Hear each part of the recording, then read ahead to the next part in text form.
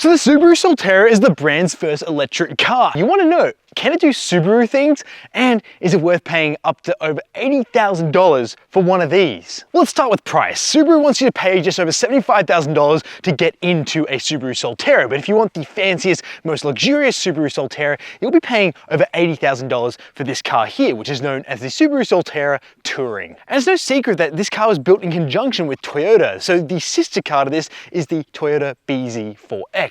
And to be honest, it doesn't really matter which one you buy, because there are only a few slight differences between the cars, but they are largely the same, just like the GR86 and the BRZ. But if you want to know what Subaru Solterra owners think of their cars, you can go to productreview.com.au, because they're going to be able to read reviews from people who've owned and lived with this car. And you can also review your own car on productreview.com.au as well. So what are you getting for your money? Let's talk about design first. This thing definitely turns heads because there's not too many of these on the road just yet, but it does look pretty good. You have a very raked bonnet here, which gives you great visibility out, and also has a two-tone finish because you have a gloss black section of it up here. We also get LED lights, which look quite nice, and they look a bit more upmarket as you'd hope for a car that costs over $80,000. And we have this flat grille here because, as we know, electric cars don't need conventional grills, and your Subaru logo is slapped in the middle, but what isn't in the middle is your 360 parking camera. And down below we have active aero shutters to open and close to allow air to flow through or block it off, and you've also got some fog lamps down below. Now Subaru put plenty of plastic cladding down below because this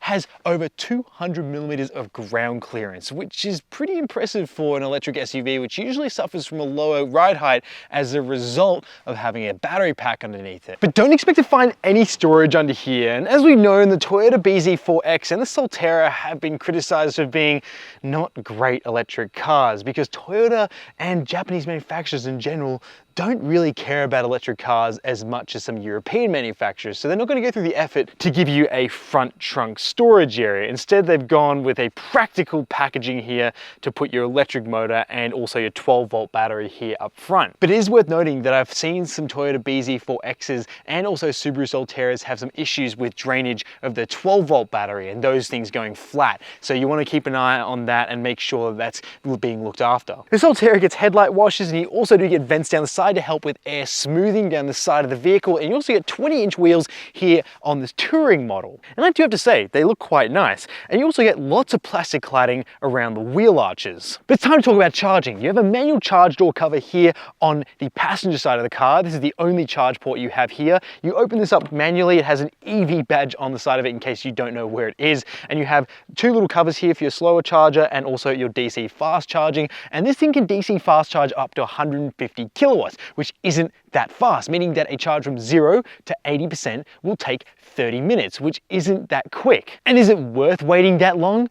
Not really. At 100%, I only saw this thing get 400 kilometers of indicated range. If you turn the air conditioning off, you lose about 30 k's of range instantly. So it hasn't got the healthiest range for a car coming out in 2024. Down the side, we do get black contrasting roof rails if you want to put roof racks on this thing, but that will kill your range. You've also got some black accenting around the windows and the mirrors, and you also do have some cameras here on the side of the mirrors for your 360-degree parking camera system. You've also got some black cladding down below and a noticeable amount of clearance underneath here, even though there's a battery pack, so that's a good thing. You also have this touch-sensitive keyless locking and unlocking, which is quite nice, and here's how wide the rear doors open to. So that's pretty conventional. They're not going to open super wide, but here's the thing, when you open these rear doors all the way, they don't feel that solid or very nicely constructed, and that's been a criticism of this car yet again, is that it's not as well built as some other Toyota and Subaru vehicles. But to be honest, my only gripe is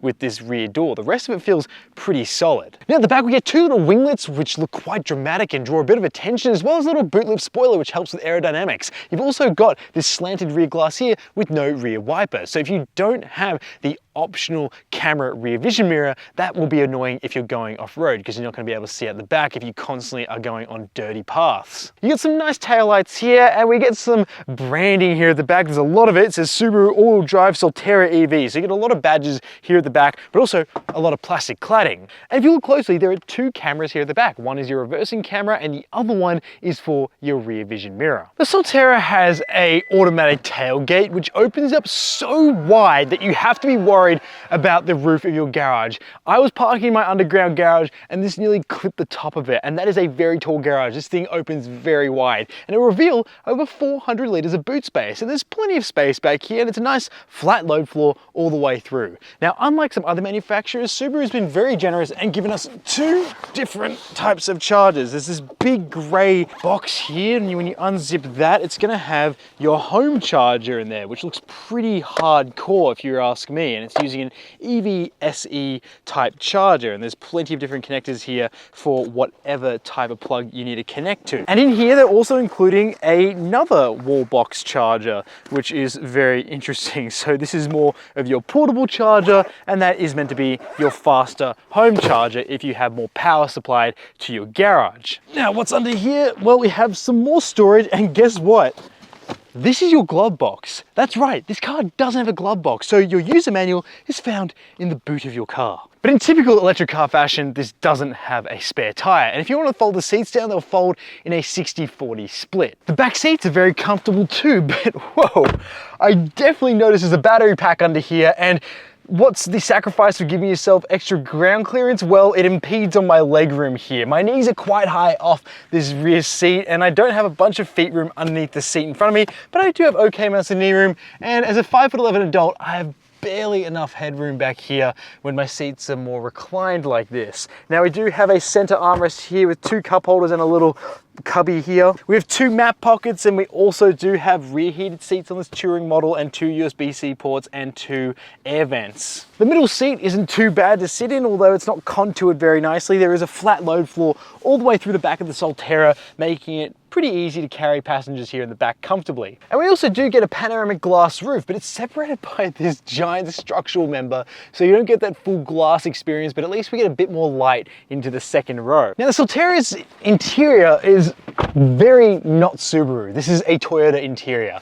The actual dashboard layout is extremely interesting to look at. I love the carpeted finish here, but there is no glove box. I looked it up last night and it said that it was to give the passenger more space, and my passenger commented saying they found the front passenger seat to be very spacious and relaxing. But of course, this material up here on the dashboard gives it a more cozy feel, so it doesn't feel like you're in a sparse open air interior, but you get lots of views out of this giant windshield. Starting from the top, we have this very interesting gauge cluster, which is very easy to read, and it's slightly customizable. It gives you all your information you need at a glance using the steering wheel buttons down here. And that brings me onto this squircle shaped steering wheel, which is very interesting, but it feels great in the hand. And this ergonomic setup here is one of my favorite setups that I've seen in an electric SUV. It's not too conventional, but it's also not too drastic like a Tesla. So it's a nice in between. So it feels like you're driving something a bit different, but nothing too dramatic. You've got some shifter paddles like you'd find in another Subaru, but instead these are used for your regenerative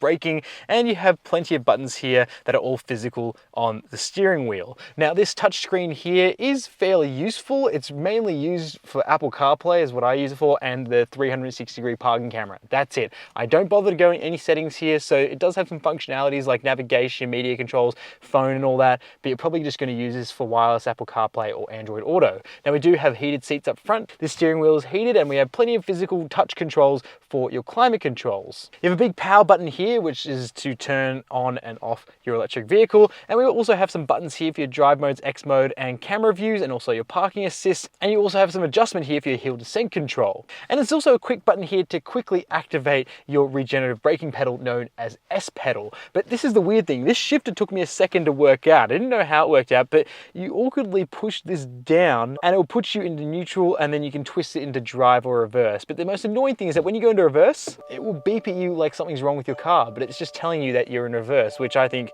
is a little silly. And this car has a wireless charging pad, which is found underneath this transparent cover, and you also got to have a USB type A port in there as well. But this transparent cover looks pretty funky, but at least it's a nice way to hide your phone away so you're not tempted to touch it. You've also got some cup holders here and an okay size center cubby, but these seats are very comfortable up front, and I definitely like the nice material on this touring model. Of course, our rear vision mirror up here is also a camera view out the back, like I mentioned earlier, and this big glass roof doesn't open, but you do have a shade which you can close or open depending on how much light you want on the inside. But the real question is, does this X mode button actually do anything? Here's the thing, Subarus aren't really designed for going on hardcore off-road sections of road. People try to take them off-road, but then they end up cooking their CVT gearboxes. So Subarus really are intended for unsealed surfaces and just going anywhere that you wouldn't really feel comfortable taking a regular SUV. And that's thanks to their proprietary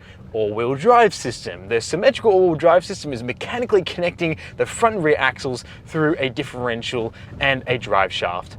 That isn't the case here. This is using two electric motors, one at the front, one at the back, and they aren't physically connected to each other. But Subaru insists that this is the same type of all-wheel drive system you can expect in the Forester and the Outback and the Crosstrek. And why do I say that they insist it's similar? Well, they have an X mode here. So I'm gonna use this now. So X mode won't want to activate when you're using regen braking, so you gotta turn that off, which Subaru calls the S pedal. You jump into X mode, and now I'm on snow and dirt mode. So I'm letting the car know that it's gonna expect a bit more slip, it doesn't have as much traction as a tarmac surface, and you get some cool graphics up on the display. So those are some Subaru touches in this mostly Toyota feeling vehicle. You won't be able to activate any regen while in X mode, and this thing just sort of coasts along as it normally would. We have over 200 millimeters of ground clearance, so I'm not feeling too worried about any sort of low-lying ruts or anything like that. I think we're doing a fine job driving here. It's beeping at me a little bit. I'm not too sure why. Now, this touring model I'm in is riding on 20-inch wheels, which isn't really ideal for going off-road like this. And I have to say, so far, the suspension is very comfortable on this relatively bumpy road. It's actually doing quite well at soaking up most of the bumps. If I go to stomp my foot down on this sandy bit of road, let's see what happens in 3, 2, 1.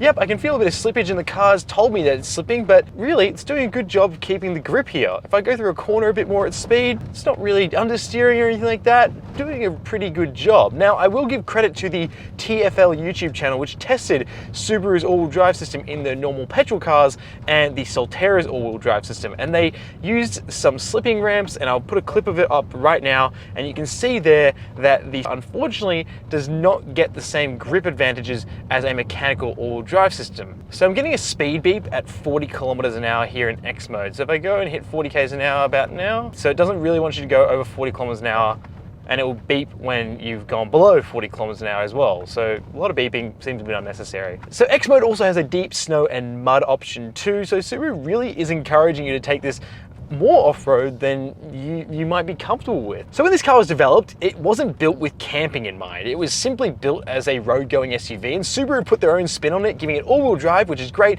and an X mode. But that's it. There is no vehicle-to-load capabilities as advertised, so you can't use this battery here to charge up things at your campsite, and there's no camping mode, so you can't even sleep inside this car comfortably like you can in a Tesla or a Rivian. So it's really disappointing to see that this feels like a half-baked idea when it comes to making this thing off-road focused. If you really want to make this thing off-road focused, you would add some extra features to give a good reason to buyers as to why you would want to take an electric car off-road rather than just your reliable petrol all-wheel drive vehicle. But don't get me wrong, I don't think EVs going off-road is a bad idea. I think there's a lot of advantages over a normal petrol car, but if you don't give your buyers a clear advantage as to why they should buy an EV over a petrol car, then I'm not too sure why you would want to take this off-road. But I guess the idea is that you can live with this thing day to day and you can also go off-road, but there are no advantages to buying this over a petrol Subaru unless you insist on driving something that's electric. Now, Subaru reckons you can hit 100 kilometers an hour in this thing in just 6.9 seconds. Does it feel like it's quick? Well, let's quickly find out. As I'm in power mode, I'm gonna put my foot to the floor. It's got respectable power. This thing does hustle. Now, this is not a lot of power. We're looking at 160 kilowatts. We have dual motors. So on-road driving is actually pretty normal if you've driven any other electric car.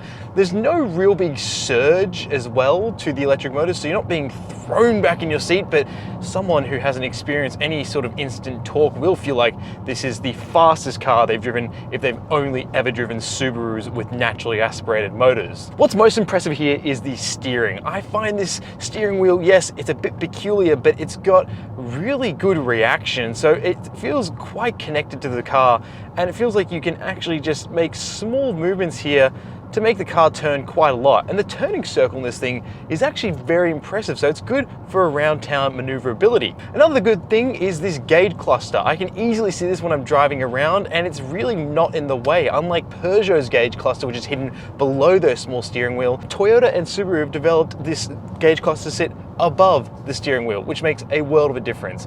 The driving aids in here, all very good. Blind spot monitoring. We have this digital rear view camera, which is okay, but it's mounted so low that it feels like someone's tailgating you when you look in the rear vision mirror in normal traffic, but you'll look back and they're at a normal distance. So the only issue I have with this is that the camera is mounted a bit too low on the rear of the car, but it's useful if you do need to look out of the back and you've got your whole boot full of things. The regenerative braking is okay. You can adjust it here with these paddles and sort of coast a bit more, have it drag a bit more, and there's a quick button here to activate full regen without having to click through these paddles. Now my main gripe is that this doesn't have a one pedal driving experience. It's most of the way there, but once you start getting at lower speeds, this thing will still coast along a bit more like a regular automatic car rather than an electric car with regenerative braking. But it is a good system to slow down a bit more aggressively when you lift off the accelerator or come off cruise control. Talking about cruise control, this radar cruise control system is brilliant. Works very well in traffic and very well out on the roads, and has very good active lane keep assist